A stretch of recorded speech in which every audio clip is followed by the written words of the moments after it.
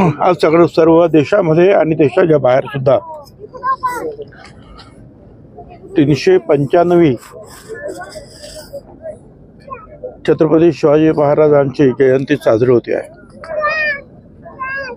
मी आताच 4 वाजता शिवाजी पार्कच्या छत्रपती शिवाजी महाराजांच्या पुतळ्याला हार घालून तिथून आता मिरवणूक निघालेली आहे आणि आता येवल्याच्या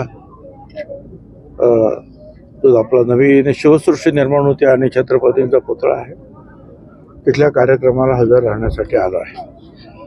आणि एवढंच म्हणणं आहे की बस छत्रपतींनी जे राज्य केलं, छत्रपतींनी राज्य मिळवली ही एक गोष्ट आहे, पण एक उत्कृष्ट राज्यकर्ता म्हणून आज देशात आणि परदेशामध्ये सुद्धा त्यांची वाहवा होते।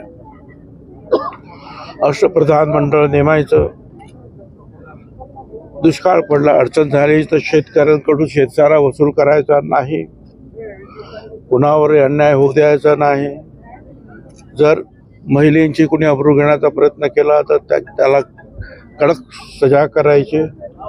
अशा अनेक गोष्टी ज्या आहेत छत्रपतींनी ज्या आहेत त्या वेळेपासून आपल्या महाराष्ट्राला आखून दिलेल्या आहेत। आमचं म्हणणंच आहे की छत्रपतींच्याच नाव घेऊन राज्य आपण करतो आहोत आणि या राज्यात सगळ्यांना न्याय मिळेल, मग तो शेतकरी असेल, तो गरीब असेल, कष्टकरी असेल, कामगार असेल, विद्यार्थी असेल, महिला असेल, जे कोणी असेल त्या सगळ्यांना निश्चितपणे न्याय मिळेल।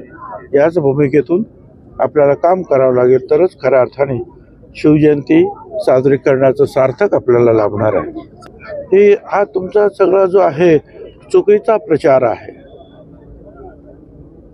मला वाटतं काही दिवसापूर्वीच शिर्डीच्या राष्ट्रवादीच्या कार्यक्रमाला हजर होतो ना मी। कार्यक्रमाला शिर्डीला जो राष्ट्रवादी कार्यक्रम पार्टीची जी आहे बैठक होती त्या बैठकीला मी हजर राहिलो आणि आज प्रत्यक्ष छत्रपती शिवरायांच्या दर्शन आणि त्यांना माल्यार्पण करण्याचं जेव्हा काम आहे त्यावेळेला सगळे मतभेद, सगळे जातीभेद, धर्मभेद, पक्षभेद हे सगळे बाजूला ठेवून काम करावं लागतं। साहेब, छत्रपतींचा सर्व स्तरातून कारवाई करावी अशी मागणी होते, अद्यापही सरकारकडून त्याच्यावर कुठलाही गुन्हा दाखल असं निश्चितपणे जे आहे स्वतः मुख्यमंत्र्यांनी सांगितले त्याच्यावर आम्ही कडक कारवाई करू।